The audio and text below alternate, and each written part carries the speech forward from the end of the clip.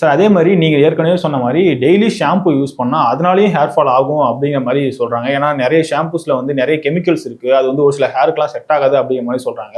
Shampoo ரெகுலராக use பண்ணதுனால hair fall ஆகுமா? எந்த மாதிரியான ஷாம்புஸை யூஸ் பண்ணால் ஹேர் ஃபால் ஆகாமல் இருக்கும்? பேசிக் ஐடியா என்னென்னா, இப்போ ஷாம்புவோட வேலை என்ன? ஸ்கேல்பை க்ளீன் பண்ணுறது தான். ஸோ இப்போ சில பேருக்கு இப்போ அமோனியா இரிட்டேட் ஆகும், அது அலர்ஜி வரும். அதில் யூஸ் பண்ணுற அந்த எஸ்எல்எஸ்ஸு, பேரபென்ஸு, இது எல்லாமே இரிட்டேட் ஆகும். இது இல்லாமல் paraben free, ammonia free shampoos are okay.